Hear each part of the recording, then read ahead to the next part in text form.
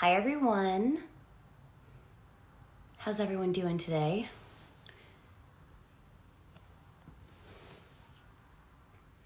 I'll let everyone file in. I hope my Wi-Fi is better than last time. Let me know in the comments if it is. I know last time was kind of a bust with my horrible internet, but Cory still said some amazing things and was really great. So today we're going to talk about a couple other things. But yeah, I'm just really excited to be able to do this. Hello, Cory. I see ya.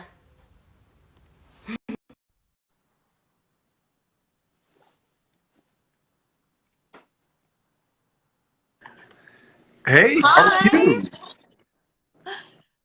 I am so happy to see you and we can hear each other. I'm so happy to see you. You don't know what I've been through this last couple weeks trying to figure out my Wi-Fi. Oh my gosh. It is, you have we take it for granted until it's gone. And Seriously though. yes. It's really interesting just because I'm sure for you it works this way, but I hope for everybody it expands their empathy to understand that we still live in a nation where, like, some of our competitors have universal broadband. We do not. Rural We do areas in not. America, yes. So a lot of our kids right now are really suffering because they're asking us to distance learn, and kids are finding out that they just don't have connections to the internet. Yeah, no, it's definitely you can kind of see there's an archaic system behind it where we're still kind of working in a time where it feels like we should be more progressed than that. But we're not. And I think quarantine has really highlighted that. Yes. COVID has really stripped bare the fragilities we have, whether it Mm. is workers who don't have just basic economic security, that now we see them as essential, but unfortunately they're paid as if they're expendable, Right. or our children, even our food systems, to suddenly see miles long food lines, but yet they're killing animals because they can't find a way to get them to the people that need them, or plowing under fields. So this, Exactly. I hope, is a time that we are having our circles of empathy expanded and understand that we've got to fix this stuff. Right. Because whether it's just accessing the internet, which is, it's not a luxury, it's vital. And I don't think, in many ways, I think it should be like roads and highways are. Whether Mhm. you are the lowest income earner or a billionaire, we all have the roads and highways of America. And well, Very this much is the so. modern era. Yeah, everybody should have access to the superhighways of the internet. Exactly. No, 100%. It's been an interesting time. I actually got my first COVID test, and now I've had like two or three since then. Now three. I've had three since then, but I got tested the first time about 3 weeks ago, and it's been just an interesting um, process to go through that, and then getting the results back. I've been negative the entire time, but it's been interesting to kind of see But you're what such it's a like. positive person. There we go. I'm sorry, the There dad we jokes. go. The dad jokes have begun. You found it. You got in there. You found the one. But no, it's been interesting because when I got the test back, there was such a sense of anxiety that released that I realized before I got tested. I've been living now for the past several months worried, hoping I'm quarantining well, hoping, when I go to the store, I'm wearing the mask and I hope it's working. But it was an interesting thing that getting the test results back, it was almost like a calmness came over me because I was like, okay, I'm doing the right steps, but it's a different entire feeling right now being a human. You know what I mean? Yes, I definitely know exactly what you mean. And it is a time where we're all being forced to confront the fear of how this might affect us or our family. And Mhm. um, I'm glad that you did take a test, because I think it's good that not only that but it helps to be a level set for what we're doing. And clearly, you're socially distancing, you're wearing a mask, you're doing everything responsibly. And in many ways, it testifies to the fact that if we can do this right, Yeah. that we can really protect others as well. And I know you live with your mom, as we were talking about before. Yes, Um, completely. And it's, yeah, so it's so that's important. yeah. Yeah. Yeah. I worry about a lot of folks who still don't have the access to the testing that they need, or the fact that we are a country where it still takes too long for a lot of these tests to come back. It really puts a lot of folks in trouble, and we don't have the kind of contact tracing that if you do find yourself, that we have the ability to, okay, put the resources into knowing who you've been in contact with and the like. Right, completely. So just the other day, we celebrated 100 days to November, to the election, which is exciting. Yeah. So I'd love to kind of jump in and ask you a couple questions regarding the election and the Joe Biden campaign and a few different things. And I know we talked about this last time, but I kind of wanted to go over it again because our connection was so bad. But I feel like our connection is strong between you and I. I feel like our connection is I feel like emotionally there's a always real, been strong. yes, I feel like there's a real friendship here. Yeah, it started a long time ago. I think we did that interview together in the like washers. Remember? I think we were like in the room. It was at the convention. Yes, and there was like there was stuck us like washers in the background, right? Did we do dryer spins? I can't remember if we I actually think it was I really enjoyed that, and it's amazing. It's like, unfortunately, that's 4 years ago. I know. We have to like commit to each other that I don't mind if we make it annual, but we can't wait every 4 years, for crying out loud. At least annually. Yes. Okay. Yeah. No, but I wanted to ask you again, you know, for a lot of people watching, this might be their first election. So do you remember the first time you voted and kind of what was that like? Even though we talked about this before, we might as well do it again. All right. Well, being that we're not in the laundry room right now, I don't have to keep this clean. Oh my gosh. It's so like sorry. you looked him up and you have a book in front of you with keywords. I was 18 years old, or maybe I just turned 19. It was 1988, basically. Mm-hmm. And I was a college freshman. And I just remember voting in the primaries. It was a really competitive primary back then.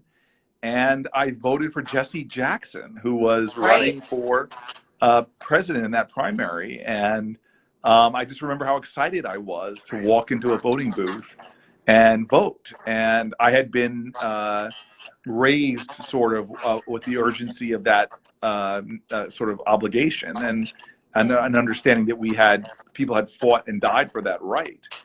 And also with the understanding that more bad stuff happens in America because people choose not to vote than because people vote for somebody that's not necessarily great or not. In other words, the participation, especially of young people, like, because I don't care if you're Republican or Democrat, young people believe in overwhelmingly legalizing marijuana, overwhelmingly in common sense gun safety, overwhelmingly in lowering prescription drug prices, reducing or eliminating the costs of college. All of these issues, there's like bipartisan agreement amongst people that are under 35. And if they participated more, there would be they'd have far more influence in the outcome of policy. But right now, the young votes are often taken for granted because it's seniors that's older than me, the generation older than me, that votes at the highest levels. And we can't allow that to continue. We've got to have young activism, because when it comes to things like climate change, you all are going to face worse, sort of experience far worse consequences from the inaction of, again, we have a president in his 70s. We have baby boomers who are now in charge of the Senate and the House. It is that they're making decisions based on today, and I think because of the policy, they're not looking to the future. Well, young people live with an understanding that, hey, when I'm 80, it's going to be 2080, and this will be far past the time when we, if we do nothing, are going to be seeing the ravages of an issue like climate change. Completely. And kind of, jumping off of that, environmental justice is a term that some people here might not know about. I mean, I know that I am still learning about it and trying to get all the information I can. But I think it'd be the most helpful if you could kind of explain what it means, what environmental justice is. I'm so grateful for you asking that question, because we often talk about climate change and what's going to happen in the future, but we don't really focus enough on the millions of Americans that are living in environments that are really unjust. And so take, for example, we all know about the Flint, Michigan water crisis, but there's over 3,000 communities where children have more than twice the blood lead levels of Flint, Michigan. And That's so terrible. access to clean water for millions of families is not, they don't have it. Access to clean air. We have areas where asthma rates are much higher. Living around Superfund sites, which are these sites that are the most toxic in our country, we know they correlate with birth defects and autism rates. So all of that is just unjust. That certain Americans live, but it's even more unjust when you think it's disproportionately low-income Americans. And in fact, the number one indicator of whether you live near a toxic site or not is the color of your skin, because it disproportionately affects Black and Brown Americans. And so I've been one of these folks. I helped found the Environmental Justice Caucus in the Senate, Right. and I have a major bill on this issue that is trying to really fight now. And I don't think you can talk about climate change without having a pillar of your sort of agenda be about environmental justice. Hmm. No, completely. And how will Joe Biden's plan, like what's his plan to address it? How will, he go about helping us in that? Yeah, well, I'm excited that this our party has come a long way, frankly, and even the platform now.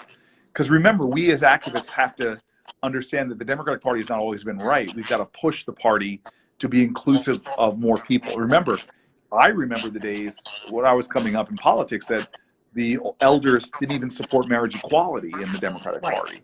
Yeah, so I'm happy to see our platform move on this issue, and Hmm. to see Joe Biden when I was in a primary with him, speaking out about environmental justice. And so I think what's going to happen, God willing, if he gets elected and we win back the Senate, which is really important, Incredibly important, and there are right? a lot of Senate seats. If you live in Arizona, if you live in Colorado, if you live in Maine or Iowa or Kansas or Alaska or North Carolina, South Carolina, Georgia, all of these places are places where there's Senate seats in the balance.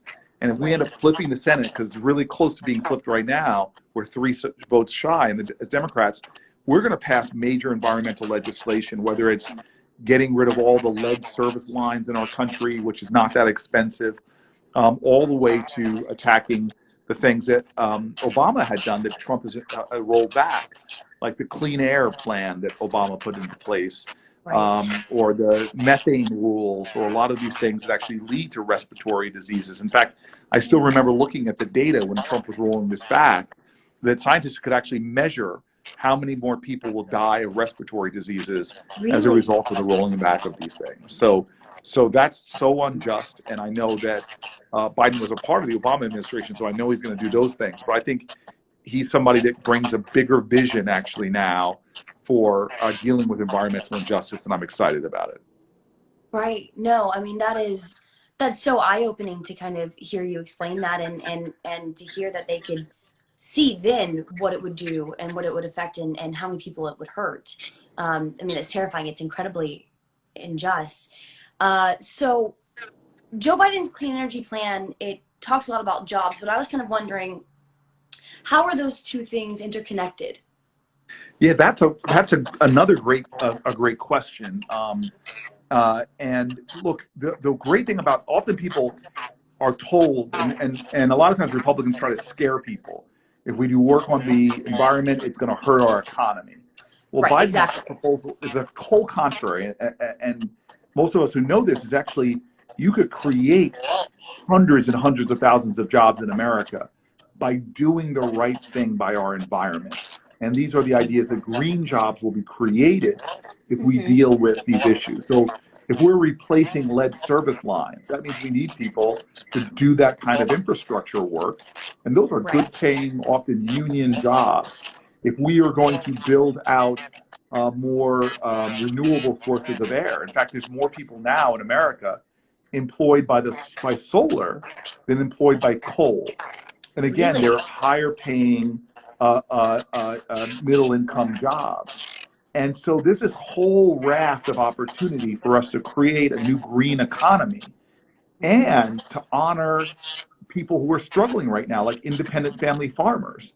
I just did an earlier speech today on like a Zoom platform talking about paying farmers to use cover crops and do other things because our ag subsidies right now are supporting these multinational big corporations to do the practices that are hurting our environment and hurting farmers. Why not pay farmers, give them new sources of revenue to take on practices that actually pull carbon out of the air, that protect our rivers and streams from agricultural runoff and more.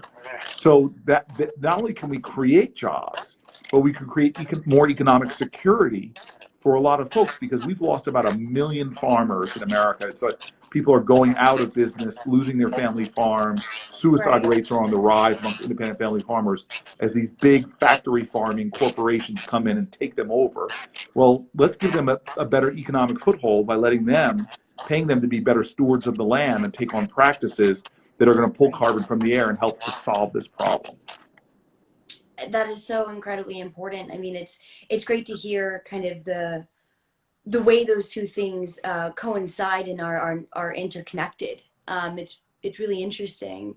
How do you think, and what do you suggest people should do kind of getting ready for November, educating themselves in the things we talked about last time, which was voter suppression, and then, you know, more talking about climate and environmental justice right now. How do you think people should go about educating themselves running up to Well, it? the first thing I would say is like, you know, if first of all, if you're watching, if you're one of the thousands of people that are going to watch this right now, you're probably already interested in this, and you Right. need to just see yourself as an activist, like, and take responsibility for getting people in your world to go vote. And that means taking simple steps is like, how can I help people, remind people to register? In states right now, it's not too late to register to vote. And there's simple hotline numbers or websites that you can go to, regardless what state you're in, to find out how to register. Why not do a social media post about that? Register Yeah. to vote. What is that about? Because right now, getting people prepared for the voting time is really important. And if everybody takes responsibility for 5 people, 10 people, then we're going to have a big thing. So that's the first thing is I would become an exponent of how do I get people to get registered and prepared. And then the second thing is I would help if I'm an activist watching this right now is I would say I've got 98 days. Can I commit to once a week, like about 80 times between now and November, putting one issue that's really important that's on the ballot? You know, voting this time, it's going to make a difference of whether we end mass incarceration or not. Voting right now is going to depend on if we invest in public education and teachers or let them continue to be attacked. This election is going to be about women's reproductive rights. Remember, I mean, we had made such strides under President Obama, even for so many American women who found their birth control free, Exactly. Right. and we've now gone from that world to now the places that provide contraceptive care, like Planned Parenthood, under serious attack. Right. So I could go through, if you're doing once a week, you know, 8 or 9 times for the number of weeks. There's real issues that are important to you. Let people know that this is on the ballot, that this is why we're fighting. Even on global issues, besides climate change, there are real issues that are going on that are differences between Donald Trump and not. Whether it's national security issues, whether it's aid to nations that are struggling right now, whether it's just treating immigrants with dignity and honor and seeing their divinity in our immigration policies. It's So a massive. I just would say commit yourself. You don't have to be big. Once a week, I'm going to be an activist. I'm going to start with figuring out how I can remind and help people register to vote. And I'm going to start with just putting up issues that are really, really important once a week. I love that. I think that's a great kind of plan, you know, and call to action to kind of focus on that and take your time with it and be able to not be overwhelmed. Because I know it's kind of easy to get overwhelmed if you just try to, you know, get all the information in at once. I know I've been overwhelmed, especially when I first voted, when, you know, Hillary Clinton was running and that was my first vote. But it was overwhelming trying to figure out, you know, all the things that go into casting your vote. I mean, there's a lot that goes into it, and kind of understanding also the process of when you're there, what it's like to have it in front of you, and focus on your, you know, what's going on in your city and around you and what's going to affect you on a local level too, which is really important. It is so important, but I understand that. I remember when I was voting that first time about how the issue seemed so big. And Yeah. when I got in there to vote for Jesse Jackson, there were a whole bunch of people on the ballot that I wasn't Yeah. really sure who they were, and I hadn't like, gotten myself, I hadn't gotten myself sort of educated on who the folks were. And it's stunning to me to realize we lose Senate seats because people go in and vote for the Democratic candidate for president, but we have hundreds of thousands of people that don't just continue down the ballot and to fill out the Senate race and the congressional race and more. So it is overwhelming, and I admit that, but it doesn't have to be. And so right now, I would just take a deep breath and say, I'm not going to let my inability to do everything undermine my determination to do something. I just finished this great book called Atomic Habits that should just say commit to small things that are easy to do. If you say I'm going to run 10 miles a day, that's great, but you know what? Why don't I just start by putting on getting dressed to run and going out and jogging around if I just build that habit, it starts creating momentum for me to do the bigger thing. So start right now by saying once a week, I'm going to do something. And then you might find, you know what? I can do this twice a week. You know what? By the time election day rolls around, I'm going to be posting something every day, reminding people using all my platforms from Instagram to Twitter. Heck, I'm going to sign up for other platforms just to try to get folks to get things done. So find something that you can do regularly and try to do it, and commit yourself to doing that. And you'll never know. Actually, I have to say, in my early voting days, I remember '88. I remember voting again when I was just leaving Stanford '92. It got fun by that time. Just sort of having. Wait a minute. What are you petting there? She just hopped into my lap. I am so lonely. I need a comfort dog, for crying out loud. This is my baby. I'm socially isolated. My girlfriend's moving in with me, but not for a few weeks from now. And you're just like flaunting the fact that you have a socially, a comfort dog, a comfort animal there. She's like over here snarping during your speech. She's like, and I'm like, oh my gosh, Ruby, you're so loud. Oh my gosh, that is really rough that you're doing that to me. Oh my gosh, Cory. It's so important. I mean, for me, it's been kind of the best thing is, since I got her 3 years ago now, just waking up to her and having her as my friend. I usually have her on set with me too when I'm away from home, and it's so helpful. It's like a therapy dog. It really is. People live longer who have pets.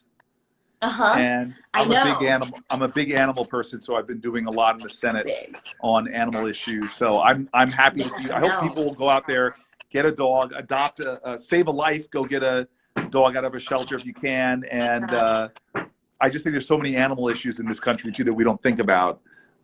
So I try to do it. But I'm now just jealous. I know. I mean, heck. If this one could run for president, we'd be just in the best place ever. A doji for president? No, I'm kidding. I believe. Oh, that's so amazing. I believe. No, but kind of going off of what you said, I think what helped me was finding something personal in my own life as to why I was voting. And I think, in this election, I really see this as not a partisan issue anymore. No. This is, in my opinion, it's a moral decision. Yeah, I think I so agree with you. I think this is one of those elections that it's not left or right, it's right or wrong. And exactly. Yeah, the character of our country, the kindness and the decency. I don't want my politics to be fueled by hate and grievance politics or demeaning and degrading behavior. And so I'm so happy that you see it that way. But I like what you just said before that, which is like, what are the issues that are important to me? And if you're about women's reproductive rights, if you're about trans rights, I mean, here's a president that's taken our patriotic Americans out of the military just because they're trans Americans. Who's rolled back protections for our trans kids through the Department of Education. I mean, whatever your issue is, what animates you, let that be your motivating force. Because maybe you don't want to pick a different issue every week. Maybe you want to just talk about all that this president has done to assault LGBTQ rights. Exactly. And there are so many things that could fill once a week between now and on that issue alone, or to dissolve women's rights, or to roll back civil rights. So I just or environmental rights. God, there's just the EPA alone has done so much. So I love the way you're Exactly. thinking. Make it personal. You know, Exactly. what is this?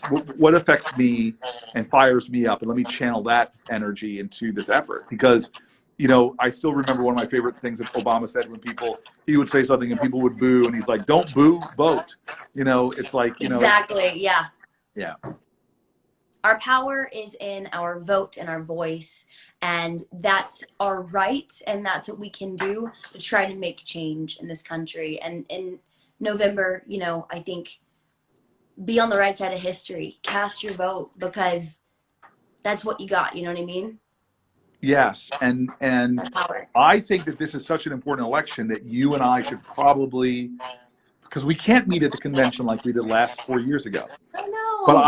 I think that you and I should do a laundry reuniting Yes. around this election. Like, I'll do it in front of my washing machine. I will I will show do it in front of you. mine. You do it in front of yours. We can have a reunion where Oh we're my gosh, using I would love that. our platforms. Maybe by then I don't have to get jealous of your comfort dog. I will have a comfort girlfriend living with me, and you know, maybe Comfort Rosario. girlfriend. maybe Rosario can make a She's guest gonna be like, appearance. "Is that what I am to you? A comfort girlfriend?" Like one of Did those gravity blankets. Yes. Did I just get myself in Wait a trouble, by the way? Please tell me I didn't just make Rosario mad. I'm still a kind of a, you know, in maturity level, men versus women, you probably are my maturity level when it comes to that. So I just hope I didn't make a mistake. But I will say this. You are truly give me comfort just by knowing what kind of activist you are. And that 4 years ago, what were you 4 years ago? Like, you know, like you were like 13? 18. Could you vote 4 years? Freshly 18. Could you vote 4 years ago, for crying out loud? I know, exactly. It's what it feels like though. And you were so woke back then. I was so blown away by you. And I just love how you're putting yourself out there, because I know you get hate. I know you do. Yeah. And I'm telling you right now, if people are not criticizing you, you're probably not doing anything in life. And you put yourself out there for what you believe, and you're an artist. And, you know, a lot of times people criticize artists, but to me, artists are vital to this country even more now than ever, because we just, in a time of social unrest, in a time of trauma and pain and injustice, it's artists that are so vital to expanding our moral imagination, to pricking our conscience, to trying to use your platform for the greater good. So even though I'm mad at you for making me feel bad that I don't have a puppy, I feel just I'm so grateful for you. Well, thank you so much. And you know, I've always looked up to you, and it's been so wonderful. That's just because I'm 6'3". A friend of mine, as well as literally being short and moving like this, because I'm 5'5", and even in heels, I'm still like, "What's up? How are you doing? What's the air like up there?" So why don't we end? Can I tell you a joke? Yes. So this is one that my dad told me. So this is really a dad joke. Okay. Okay. So my dad's from the South. You know, he always has these exaggerations. He says, you know, like, I was so poor I couldn't afford to be poor. I was just P-O, a po' boy. I couldn't afford the other two letters. You know, things like that.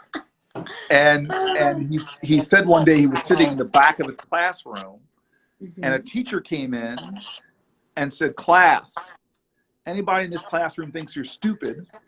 I want you to stand up right now. I want to know who you are, because this is about self-esteem. I want to give you a lesson about self-esteem. So if you think you're dumb, if you think you're stupid, stand up."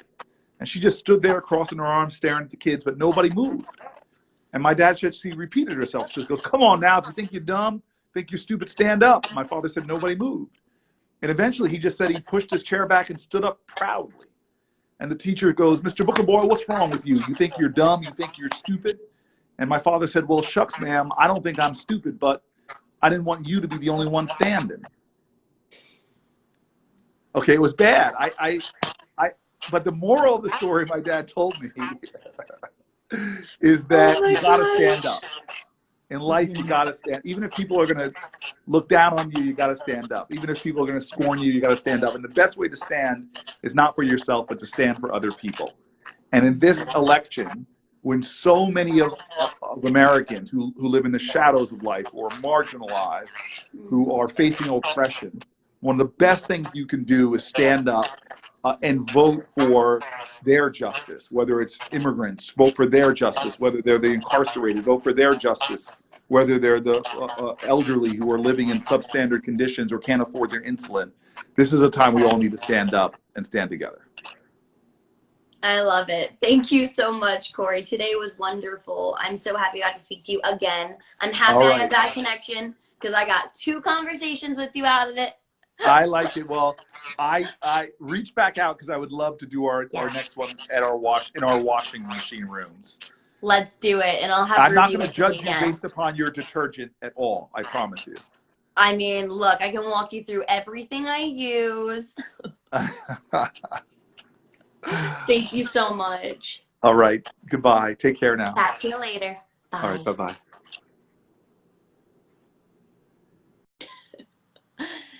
Thank you guys so much for watching today. I hope it was, insightful for you all. And go to @JoeBiden here on Instagram and hit follow. And also visit joebiden.com to sign up or text 30330 to join the campaign. All right. Thank you guys so much. We're going to be back, I think, in a couple weeks with another really exciting guest to talk about more things leading up to the election. Thank you guys. Have a good day.